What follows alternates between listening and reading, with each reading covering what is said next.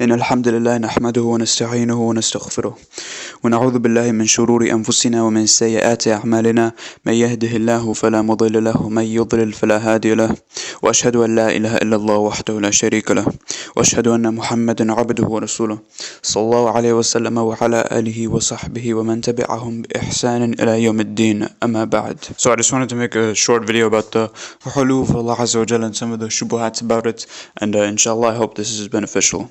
So the first thing to consider is, why do the Ash'ara reject the highness of Allah Azza wa Jal? This is because, to make a very long story short, it started with this guy named Jahm bin Safwan and his teacher named Ja'ad bin Dirham. So he was basically debating with these Indian materialist philosophers. They were called like the Sumaniya. And so they asked him, how do you know who your Lord is, right? Because you haven't seen him, you haven't heard him, you haven't experienced him with any of your physical faculties, right? And so Jahm ibn Safwan, after that, he did not pray for 40 days because he was like, oh, they're right, what am I worshipping? And so then, to oversimplify it a bit, he basically just uses Aristotle's metaphysical system that he outlined in his book called The Categories, in order to try and prove the existence of Allah Azza wa Jal. So one of his main arguments to try and prove the origination of the universe and then subsequently prove the existence of Allah Azza wa Jal is that around us we see that things in their attributes, they have hawadith, right? Like temporal attributes or temporal actions. And so basically he argues that anything which has a temporal attribute or a temporal action, that thing must have been temporally originated. And so we notice that everything in the universe subsequently has temporal attributes or temporal actions. And so subsequently that means that there must be an unoriginated originator for these temporally originated things, and he must not have any kind of temporally originated attributes or actions. He also incorporated the rest of Aristotle's categories into this, and so this led to him, rejecting stuff like direction for Allah Azza wa Jal, also rejecting actions, and rejecting all of his attributes altogether.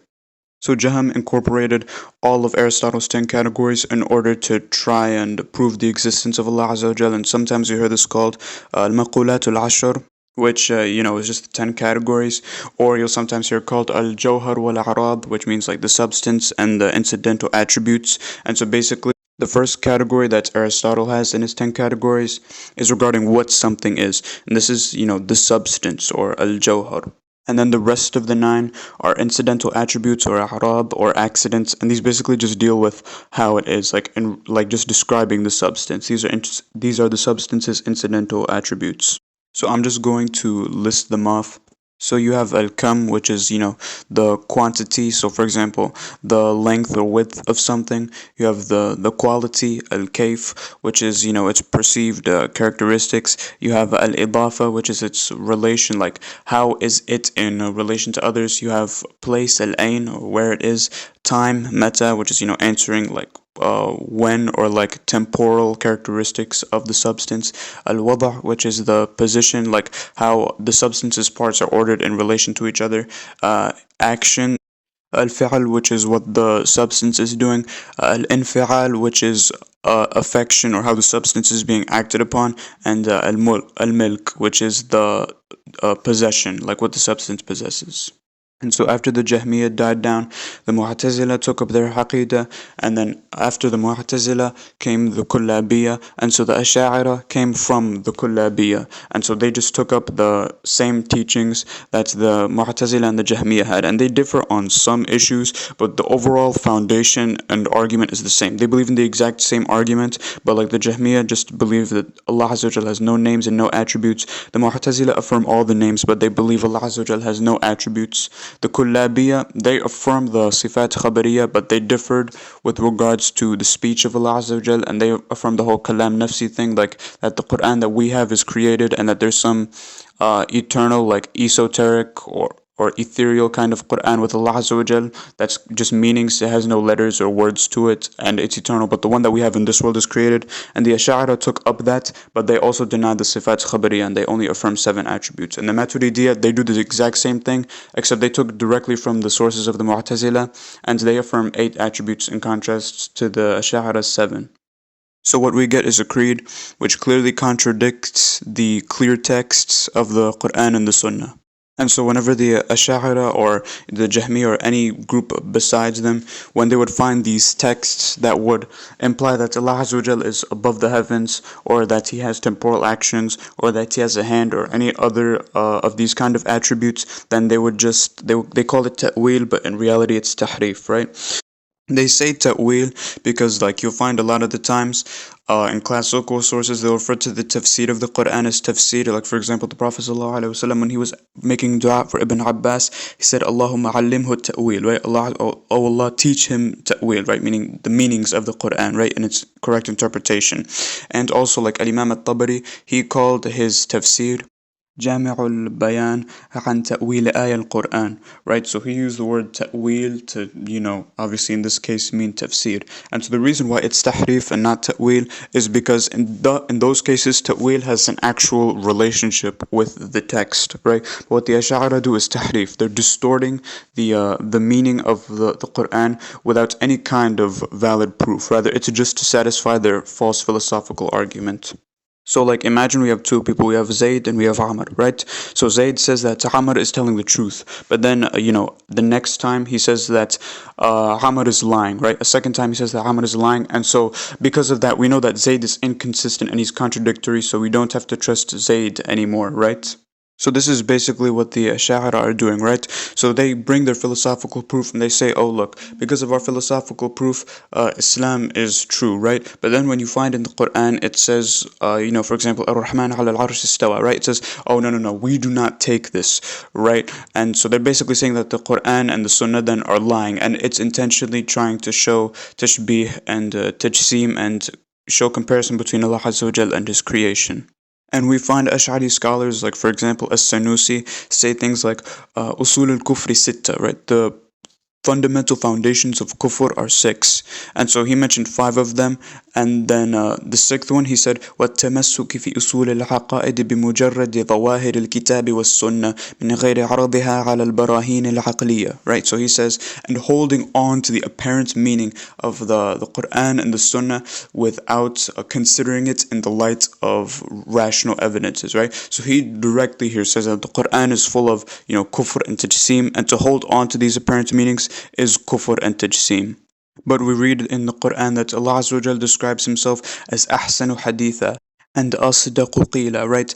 That He is the best and the most truthful in speech. And He also says in Surah An-Nisa, يُبَيِّنُ اللَّهُ لَكُمْ أَن تَضِلُّوا. Allah Azza wa Jal wants to make clear to you His law, lest you go astray. So Allah Azza wa Jal wants to give us the proper guidance. He's not doing this to purposefully, misguide us. Because then what the Ash'ara are accusing is they're accusing Allah Azza wa Jal of being deceptive, because they say that the Quran, their own scholars say that the Quran is full of kufr and tajseem on its apparent surface. And so obviously, if Allah Azza wa Jal was how they claim, then why would He fill His book with kufr and tajseem? The same thing with the hadith of the Prophet ﷺ, like for example the hadith of the slave girl, and also and many of the statements of the Sahaba, like the statement of Zainab where she said that Allah Azza wa Jal married me above the seven heavens, or Umar ibn al-Khattab radiallahu anhu, or other than him.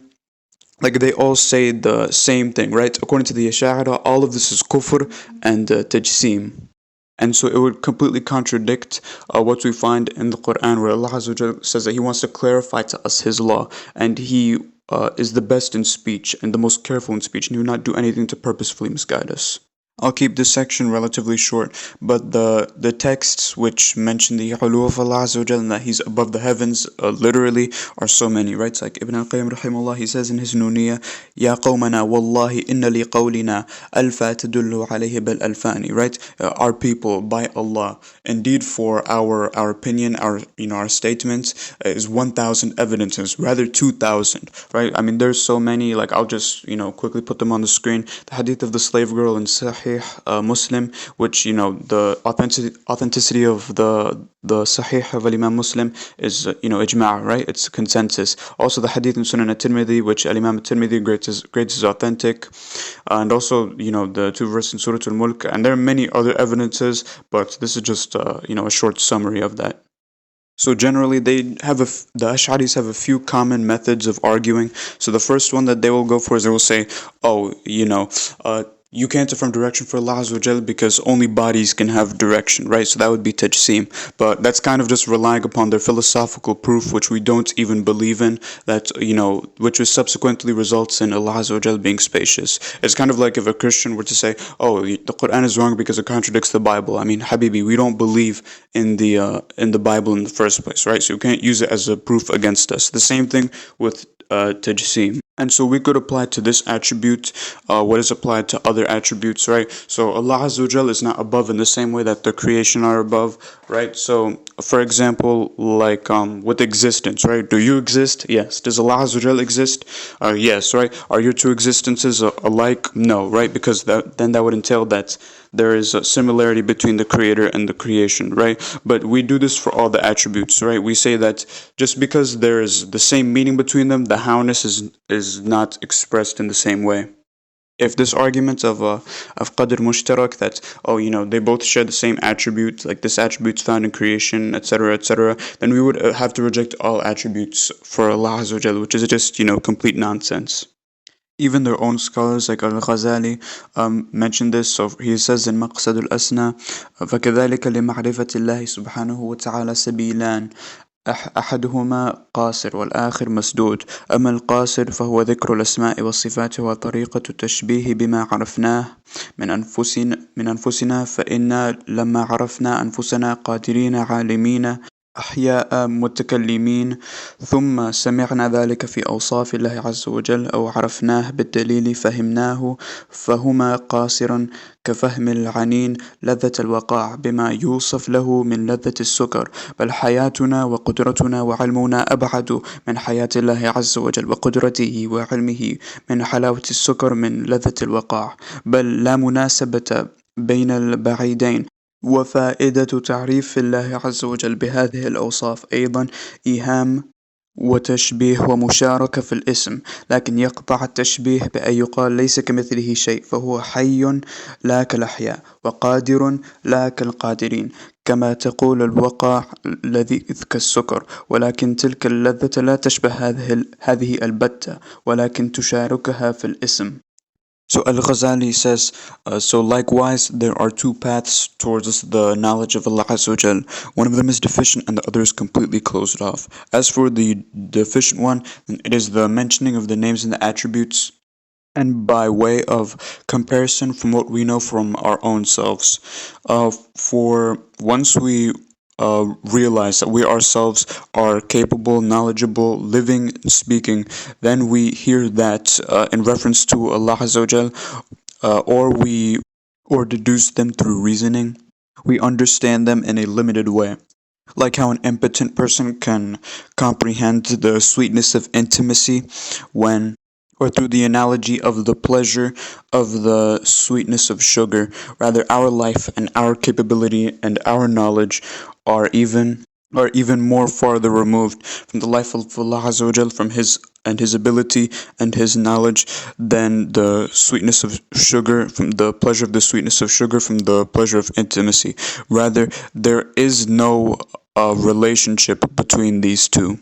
And the benefit of describing Allah Azza wa Jal with these kinds of descriptions is merely to elicit an impression, a comparison, or a shared terminology. However, comparison meaning between the creator and the creation is avoided when it is said ليس كمثله شيء. There is nothing like him. فهو حي لا كالأحياء, because he is living but not like the other living things. So قادر لا كالقادرين, and he is capable but not like the other capable things. كما تقول الوقع لذيذ كالسكر. Just as one might say that the pleasure of the sweetness of sugar is like the pleasure of intimacy.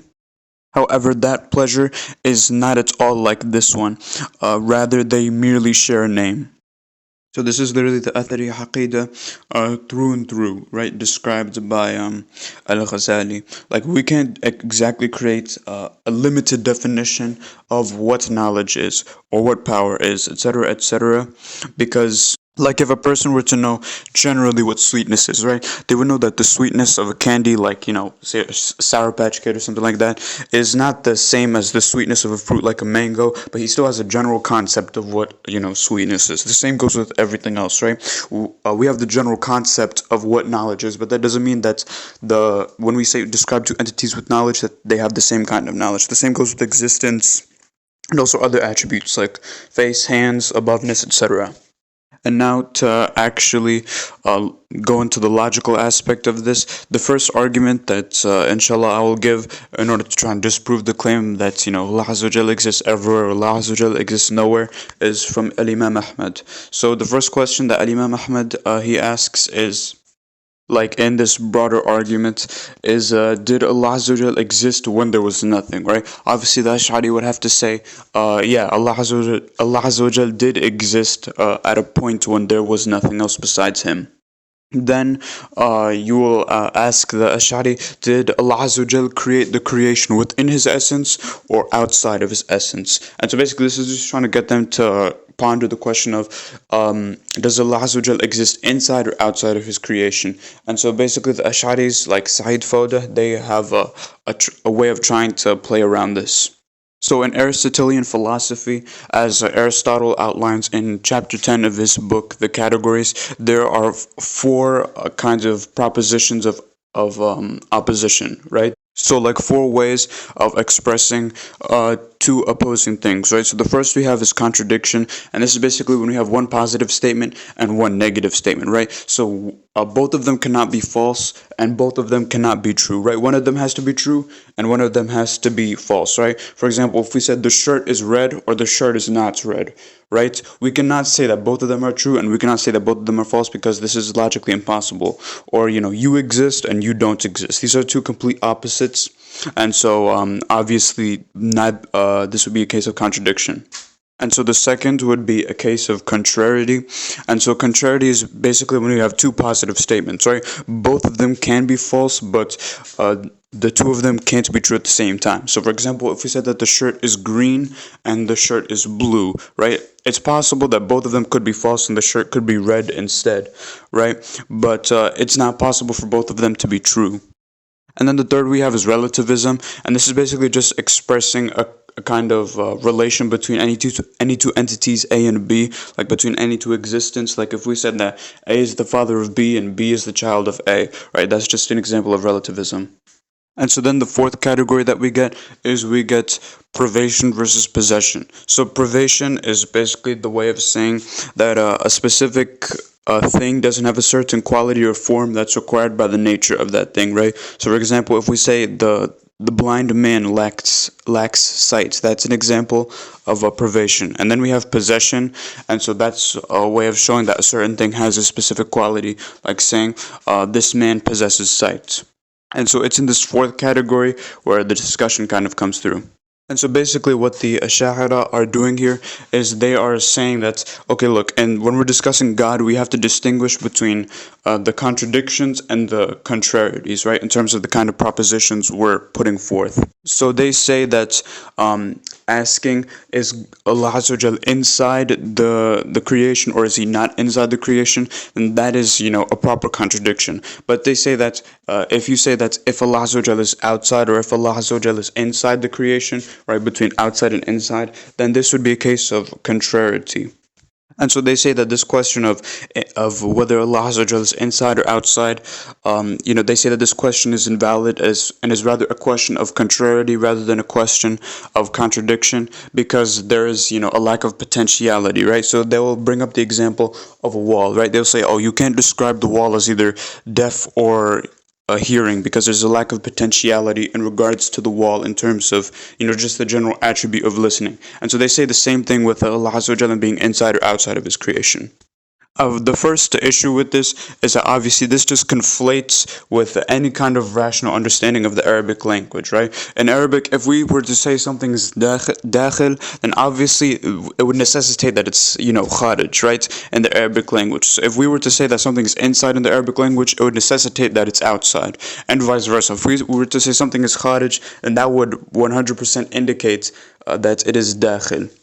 And so what this shows is the contrast between the Greek and the Arabic languages, because Aristotelian philosophy is obviously built upon, the Greek language, right? And so basically, in Greek, you can make this distinction between contradictions and contrarieties just based upon the potentiality of the subject, right? Like as we talked about earlier, even though it's very clearly a contradiction between when we say, oh look, this thing is inside versus outside, right? Is this thing inside or outside? Then they will just defer, like the Aristotelian, he will defer and be like, oh, this is a case of a lack of potentiality of the subject, so it wouldn't be a proper contradiction, rather it would be a contrariety.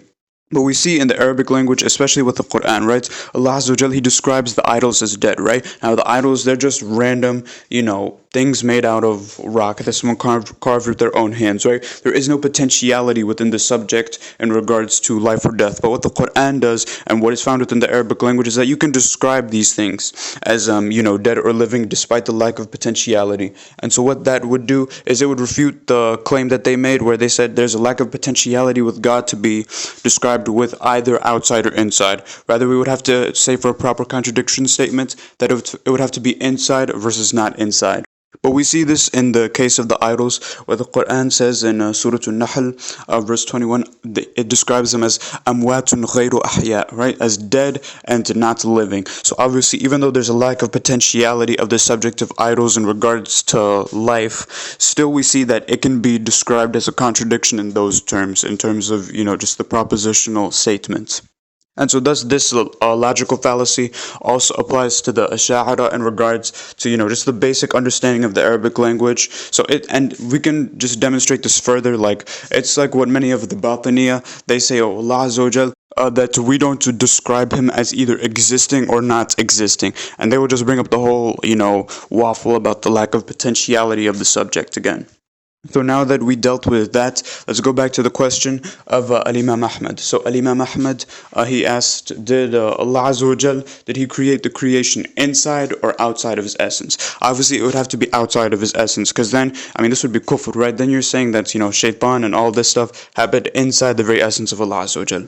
Another heretical answer that could be given is that Allah Azza wa Jal created it outside, but he later entered into it, right? And so we can refute this again by a number of different arguments. Like, for example, then we will be saying he exists in impure places, like bathrooms and stuff like that. Or, for example, a person could be walking on the street, right? And so obviously, because the thing on the street, the pavement on the street is a place, and obviously according to the Sha'ara, Allah Azza wa Jal would exist there, and so they would be stepping on Allah Azza wa Jal according to their corrupt aqidah, wal-'iyadhu billah. And also, it would be virtually impossible to refute idol worshippers, because then they could claim that, Allah Azza wa Jal exists within our idols. So that means that they have a kind of divinity towards them that we can worship them. And it would be completely impossible for the Ash'ara to refute this, because, according to their aqidah, right, Allah Azza wa Jal does exist within these idols. And then we get to the answer that Allah Azza wa Jal created his creation outside of his essence, and he never entered it. And this is the statement of Ahlus Sunnah. And so then the second argument will be from Ibn al-Qayyim al-Jawziyah rahimahullah. So the first question we ask the Ash'ari is, does Allah Azza wa Jal exist outside of the mind, or does he not exist outside of the mind? Right? So does he have an actual existence, or is he just some esoteric concept that exists within the mind? Obviously the Ash'ari would say that yes, Allah Azza wa Jal does in fact exist outside of the mind. And so when he says that Allah Azza wa Jal does have an actual existence, we ask him the second question: is Allah Azza wa Jal's existence an existence which is separate to that of the creation or not? So if he says that no, it's not separate from the creation, then this is even worse than just tashbih, because he's saying that Adam alayhi salam is Allah Azza wa Jal, right? That all of the creation is Allah Azza wa Jal. And this is ittihad. This is not even just tashbih. And so the next question that we ask him is, does the creation indwell within Allah Azza wa Jal, or does Allah Azza wa Jal indwell within the creation? And so if he says yes, that Allah Azza wa Jal does in fact indwell within the creation, then this would be exactly like what the Christians said, right? What they said about Jesus. And obviously this would be disbelief from multiple different ways. And if he negates hulul, if he negates the indwelling of Allah Azza wa Jal, then we move on to the fourth question: is Allah Azza wa Jal al-qa'imun bi nafsihi? Is he a self-existent entity? Is he established by himself or not? So, like, what we mean by this is that he is not in need of anyone else for his existence, right? Just like within creation, we see independent entities that are not necessarily dependent upon each other in order to exist. Rather, they can exist, in and of themselves. This is not, this is not questioning origination, but we're just questioning the existence of the essence within itself, right? So we should not confuse the two with this question. Rather, what we are saying is we're just asking about the independent existence of the essence in and of itself, not necessarily its origination. So back to the question. So is Allah Azza wa Jal an independent essence, right? That is not in need of anyone else for his existence? Or is he like the a'rad, right? The incidental attributes that follow on from their essences, or, the accidents which are not established by themselves and are not, free of need of their essences to which they belong for their existence, right? Because the accident cannot exist without an essence being present, right? So the question is, does Allah Azza wa Jal exist in of himself, or is he necessarily dependent upon someone else or a different entity in order to exist? If he says that Allah Azza wa Jal is not al-qa'imun bi nafsihi, then, obviously he's a kafir, right? Okay, so just a quick recap. So we see that the Ash'ari, if he goes on this track, that he has affirmed that Allah Azza wa Jal exists outside of the mind, that he is separate from his creation, and that he is independently established. He's independently established by himself as an entity, and he's not in need of anyone else to exist, just like how an attribute is in need of an entity in order to exist. And so he's basically affirmed that there are two separate entities, in fact, right? And so we have the creator and we have the creation. And so now we're just going to ask him about the relationship between the two with the fifth question. And so the fifth question would be when we have, two separate entities that are existent in of themselves, then what is the relationship between them? Are they both likenesses of each other, opposites, or are they separates? And so this is because you cannot speak of any kind of relationship except with these kind of possibilities, those three possibilities that were mentioned earlier. And so no matter which option you choose, you would be necessitated in order to affirm the distinction and the separation between them. And so this further establishes that Allah Azza wa Jal exists outside of his creation, and in combination with the texts that we mentioned earlier, obviously this would indicate that Allah Azza wa Jal is above his creation. But just remember this right now. Considering all of these arguments, we have conclusively proved that Allah Azza wa Jal exists outside of his creation. Then we will delve further into like what Aristotle means by place and stuff like that, and go into a bit deeper. So now we're going to actually go over what Aristotle meant by when he's talking about place, and what is the meaning of place within Aristotelian philosophy. And so this is from Aristotle's book Physics. So this is book 4, parts 4. And so he says, what then after all is place? The answer to this question may be elucidated as follows. Let us take for granted about it the various characteristics which are supposed correctly to belong to it essentially. We assume then, 1. Place is what contains that of which it is the place. 2. Place is no part of the thing. 3. The immediate place of a thing is neither less nor greater than the thing. 4. Place can be left behind by the thing and is separable. In addition, 5. All place admits of the distinction of up and down, and each of the bodies is naturally carried to its appropriate place and rests there. And this makes the place either up or down.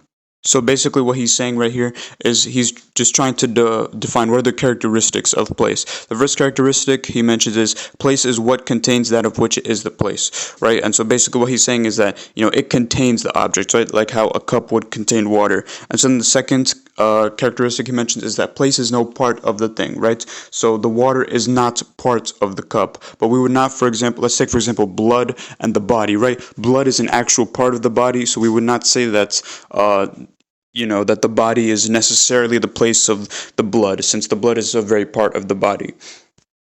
And so 3 is that the immediate place of a thing is neither less nor greater than the thing. And so basically that just means it's equal in size to the object it contains, right? So let's take, for example, a spherical object, and we just imagine it in a 3-dimensional space, right? And so basically the place of that thing would basically just the fitting of that object, just within that empty three-dimensional space, right? Like imagine if you were to just take a coating and place it on that object perfect, right? It would fit it. That's basically what the place of the object is. And that's what it's meant by it's equal in size to the object it contains. And so the fourth thing that Aristotle mentions is place can be left behind by the thing and is separable, which means that it can be left behind when the object moves. So for example, like the cup would stay if the water is poured out, right?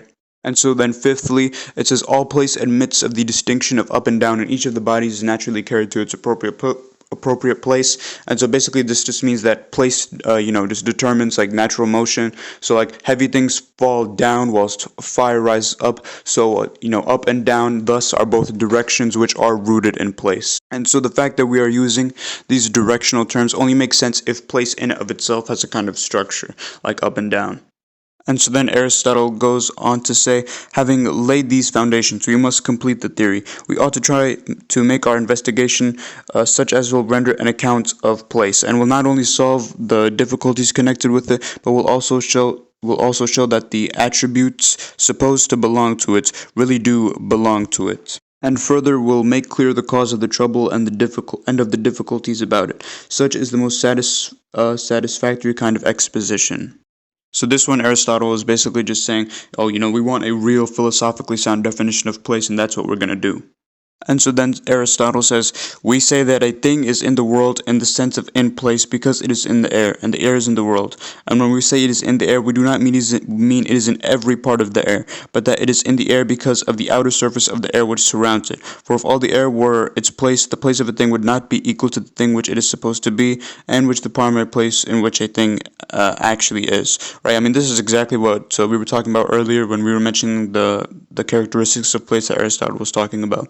As then Aristotle then says, when what surrounds then is not separate from the thing, but is in continuity with it, the thing is said to be in what surrounds it, not in the sense of place, but as a part in a whole. But when the thing is separate and in contact, it is immediately in the inner surface of the surrounding body, and this surface is neither a part of what is in it, nor yet greater than its extension, but equal to it. For the extremities of things which touch are coincident. And so in this section, Aristotle is basically just elaborating what he talked about in the first section, right? That when we're talking about place, we're not talking about parts of a whole, right? So for example, blood would not be considered in place of the body in a true sense because it is a part of the body. But if we were to put a rock in a jar, then that would be the example of a place because it's two separate things. And so when he says, but when the thing is separate and in contact, it is immediately in the inner surface of the surrounding body. So for example, if we were to take just a ball, right, and we were just to have it in some, blank three-dimensional space, so then the three-dimensional space which basically coats the ball, right, or the air which coats the ball, we would say that's the place of the ball, basically, right? Because it meets all the conditions, as Aristotle later elaborates. He says, and this surface is neither a part of what is in it, nor yet greater than its extension, but equal to it. For the extremities of things which touch are coincident, right? So let's say we were to take a mold and we were to put it around that ball, that the shape of that mold would have, that would basically be the place of the ball. That's basically what Aristotle is saying. And so then Aristotle goes on to say, it will now be plain from these considerations what place is. There are just four things of which place must be one: the shape, or the matter, or some sort of extension between the bounding surfaces of the containing body, or this boundary itself, if it contains no extension over and above the bulk of the body which comes to be in it. And then he says, well then, if place is none of the three, neither the form, nor the matter, nor an extension which is always there, different from and over and above the extension of the thing which is displaced, place is necessarily one of the four which is left, namely the boundary of the containing body at which is in contact with the contained form. So basically what Aristotle is doing now is he's coming up with, four possible candidates for what place could be, and it's only one of these. It's either the form of the thing, its matter, a sort of empty space or extension around it, or the inner boundary of its surrounding container. And so he says that it cannot be form because form is part of what the object is, not where it is. It also cannot be the matter because the matter is the stuff the object is made of and not its location. And it can't just be some abstract empty space because that's not actually what's doing the containing. And so he's basically just says that place is the inner surface of the surrounding body, the boundary where it touches the contained thing, right? And we just touched on this earlier. So, for example, if we were to have a marble inside a glass, is the place of the marble its shape? No, because the shape is what the marble is, right? It's not where it is. Is the place of the marble the matter of the marble? Like, for example, glass or clay? No, because that's just referring to the substance of the marble, not the location of the marble. And is the place just an abstract vacuum that's around it? Not really, because Aristotle did not really believe in the idea of some kind of separate or empty space. But the place is the inside surface of the glass which touches, the marble. That boundary is sort of what defines the marble's location. And so we see this when we'll end off this passage where he says, for this reason too, place is thought to be a kind of surface, and as it were a vessel, i.e., a container of the thing. Further, place is coincident with the thing, for boundaries are coincident with the bounded, right? It's about, the same thing as the whole mold thing we were talking about earlier, right? If you were to take a mold and put it around a ball in some kind of three-dimensional like space, then that would be the place of the ball, right? And so next we will bring the statement of Ibn al-Qayyim al-Jawziyya rahimahullah in al-Sawa'iq al-Mursala, and he discusses Ibn Rushd.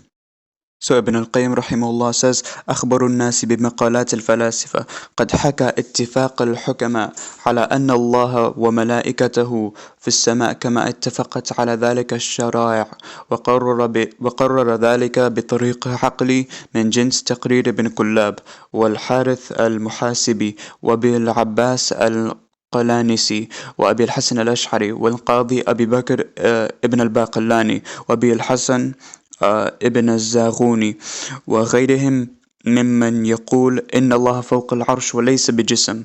قال هؤلاء وإثبات صفة العلو والفوقية له سبحانه لا يوجب الجسمية بل ولا إثبات المكان. Which means, and the most informed of people regarding the sayings of the philosophers has narrated the agreement of the hukama, of the wise people of the various nations regarding that Allah Azza wa Jalla and His angels are above the heavens as the shara'a, as the various divinely revealed legislations have agreed upon that. And so the person he's referring to right here is Ibn Rushd. And so then, he says that he, meaning Ibn Rushd, has corroborated that in the same rational way or in a rational way from the same type of corroboration as was done by Ibn Kullab and Al-Harith Al-Muhasibi and Abi Al-Abbas Al-Qalanisi and Abi Al-Hasan Al-Ash'ari and Al-Qadi Abi Bakr Ibn Al-Baqillani wa Abi Al-Hasan Ibn Al-Zaghuni, right? All of these are from the Kullabi Ash'aris. And so he says, وَغَيْرِهِمْ مِمَّنْ يَقُولْ إِنَّ اللَّهَ فَوْقَ الْعَرْشِ وَلَيْسَ بِجِسْمٍ. And other than them, meaning other than these group of Kullabi Asharis, ممن يقول إن الله فوق العرش وليس بالجسم, who said that Allah Azza wa Jalla is above the throne, but He is not a body. قال هؤلاء, these people said وإثبات صفة العلو والفوقية له سبحانه لا يوجب الجسمية, and the affirmation of the attributes of highness, of ulu and fawqiyya, and aboveness for him, right, for Allah Azza wa Jal, la yujibul jismiyya, it does not obligate that he is a body or affirming that he is a body, bal wala ithbat al makan, nor does it necessitate the affirmation of makan for him. So then Ibn al-Qayyim rahimahullah says وَبَنَى الْفَلَاسِفَةُ ذَلِكَ عَلَى مَا ذَكَرَهُ ابن رشد إن المكان هو السطح الباطن من الجسم الحاوي الملاقي للسطح الظاهر من الجسم المحوي فكان الإنسان عندهم هو باطن الهواء المحيط به. Which means and the philosophers base that upon what Ibn Rushd has mentioned, that place is defined as the internal surface of a containing body, meaning the outward surface of the contained body. Thus, a man to them is the interior of the air that surrounds him. Right? This is exactly what we were talking about with Aristotle. So then Ibn al-Qayyim goes on to say كل سطح باطن فهو مكان للسطح الظاهر فيما يلاقيه ومعلوم أنه ليس وراء الأجسام سطح جسم باطن يحوي شيئا فلا مكان هناك إذ لو كان هناك مكان حاول للسطح الجسم لكان الحاوي جسما.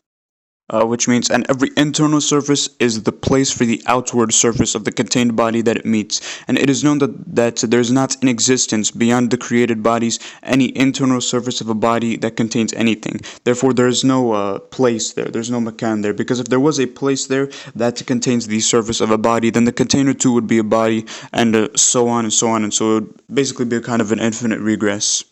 And so Ibn al-Qayyim is basically just elaborating upon the argument which is used by Ibn Rushd.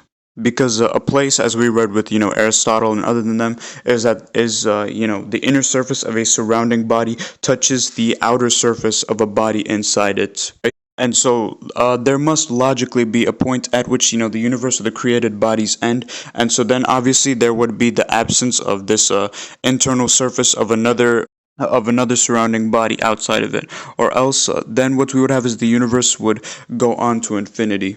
So there would have to be, basically a point where the universe would have to end, and then there would eventually be a point where there would be, no created bodies, and there would be no place, because there would be no larger body, right?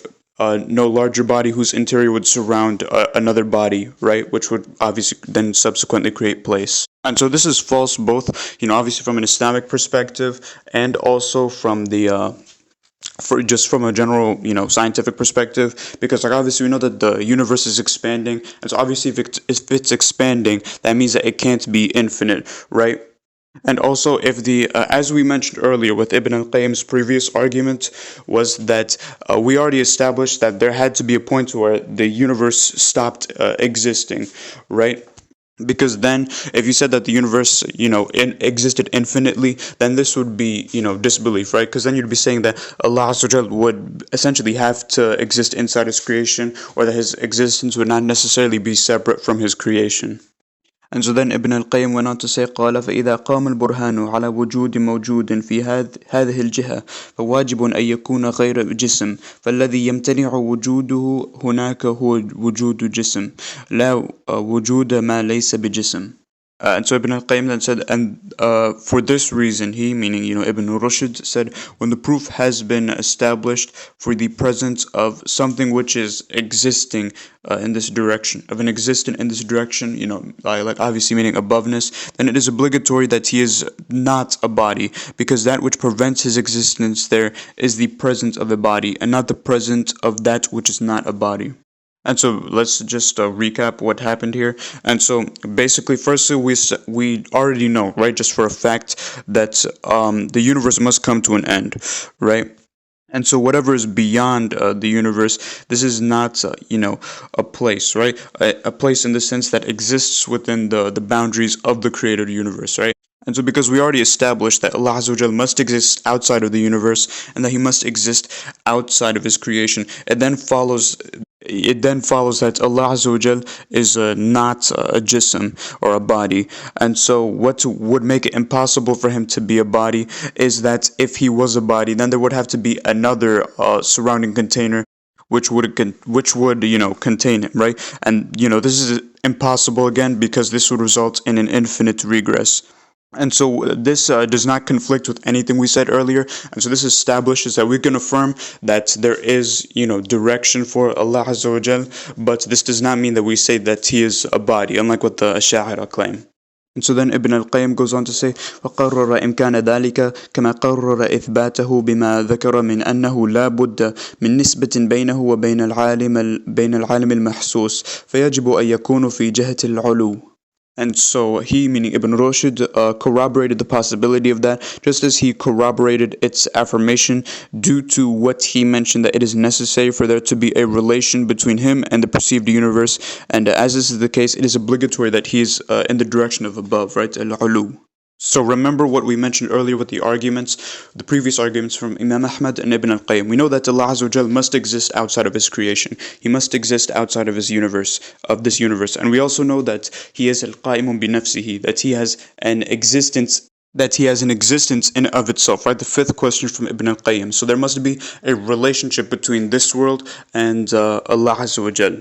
And remember that this does not exist inside the universe, so we do not affirm makan for Allah Azza wa Jal in the sense that He is surrounded by space in the same way that, we would say about created bodies. And so the relationship between the created world and Allah Azza wa Jal is that He is above the universe. And this has already been previously established, but this does not necessitate place or makan or jismiya, because this only exists within the boundaries of the universe, not for that which is outside of it. And so Ibn al-Qayyim later goes on to give a possible counter argument that those from the Jahmiyyah and the Mu'tazila could give, refuting this, and they could say, oh, the fact that you're saying that Allah Azza wa Jal is there and you're pointing to Him in a specific direction indicates Jismiyyah, right? Indicates that He's a body, and it's not possible that anything could exist really outside of the universe. And so the refutation to this is pretty simple, because we already established the questions earlier that Allah Azza wa Jal is al-Qaimun bi nafsihi, right? He exists in of himself, and so he must have a kind of relationship with this world, and also he exists outside of his creation. So their argument kind of completely falls flat in that regard, since we already answered it with the question, the arguments from Al-Imam Ahmad and the previous one from Ibn al-Qayyim. Okay, so inshallah, that ends the discussion, the long-winded discussion about how affirming aboveness for Allah Azza wa Jal does not necessitate that He is a body.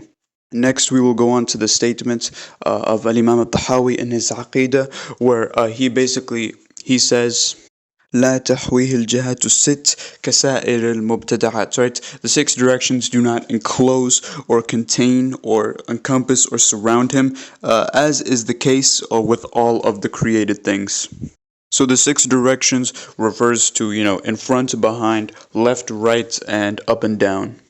And so basically in the universe, which is, rounded, as Shaykh al-Islam ibn Taymiyyah says, these are the six directions that we find, right? And there's no such thing as a true direction, right? Because direction is all relative. If I turn one way, then right and left would change. But if I turn another way, then right and left would change, right? And we also have above and below, right? So we have above and below, but below that below is another below. So then the first below would then become an above, right? If you think about it, right? Because again, everything is relative, and so in the creation, right, there's no such thing as a true sense of direction. It's all relative between one point and another. And so what Al-Imam al-Tahawi means right here is that Allah Azza wa Jal exists outside of His creation, right? So everything which is inside the creation, obviously they would be contained, right? They would be enclosed or encapsulated by the six directions. But as we covered, earlier with Ibn al-Qayyim al-Jawziyah and everything, and the whole argument about bodies and place and stuff like that, Allah Azza wa Jal exists outside of His creation, right? And He is not bound by place, right? And obviously He's not going to be contained by the directions that are found within creation. And to mention what we said earlier, there is no such thing as real direction, right? It's all relative. So the Ash'ari then take this statement of Al-Imam al-Tahawi and they say, oh, you can't say that Allah Azza wa Jal is above because, al-Tahawi said this, right? But inshallah we'll prove that this is not what Al-Imam al-Tahawi meant, that Allah Azza wa Jal cannot be described with direction. And so in our refutation of this, we would bring up the same points that we brought up earlier, right? So obviously the universe is finite, right? And so the notion of six directions exists only within the creation, right? So obviously there would have to be a point where the creation ends and where the six directions would have to stop applying. If we said that the six directions applied even after the end of the universe, then we would, we would get to the same infinite regress that we talked about earlier, with the passage from Ibn al-Qayyim al-Jawziyah in Su'aq al-Mursala.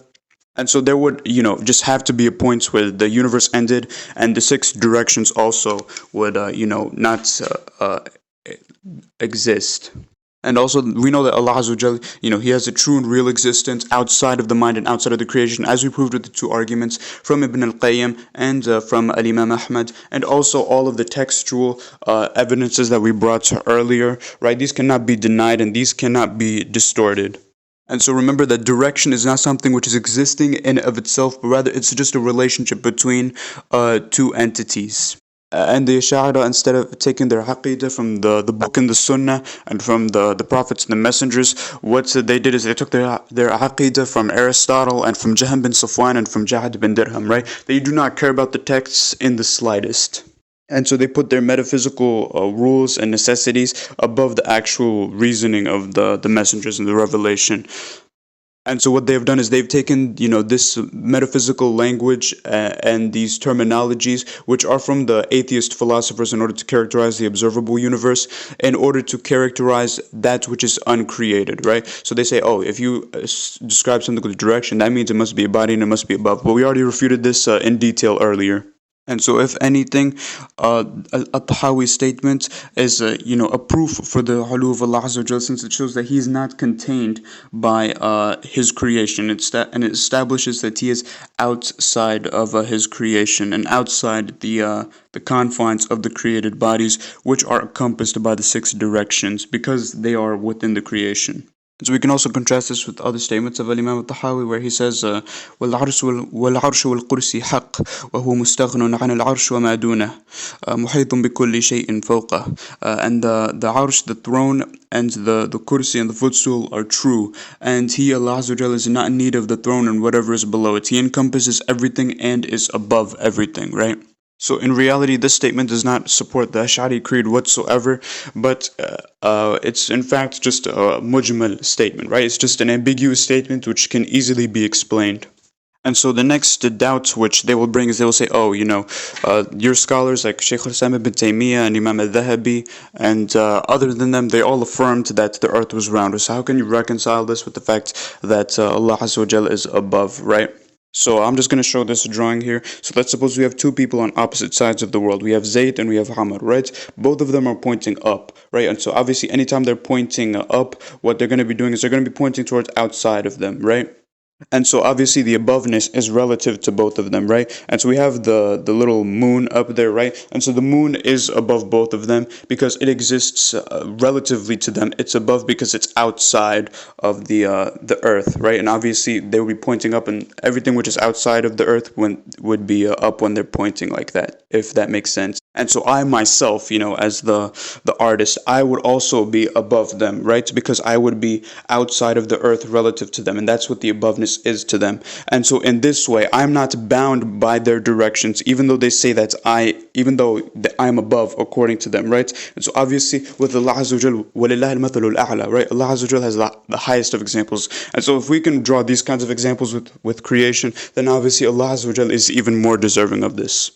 And so the next and final doubt which we will cover is that the Ash'ari will often ask, where was Allah Azza wa Jal before He created the world? Right? Remember that we said that direction is not an absolute thing, right? It's just a relationship between two separate entities. And so when Allah Azza wa Jal created the creation outside of His essence as a separate entity from Him, then this would result in the relation, right? It's like if I were to ask, what is your relation to this house before it was built, right? Obviously there would be no relation in the first place, because direction is just a statement of relation, and so this question is just completely illogical in that regard. So once the house does come to existence, then we could start talking about what's the person's relation to this house, and the same thing with Allah Azza wa Jal. Then we can start asking, where is Allah Azza wa Jal in relation to the creation? Because then we actually have two things to relate. Okay, so that basically ends all of it. Inshallah, I hope that was, very beneficial. And wassalamu alaikum wa rahmatullahi wa barakatuh.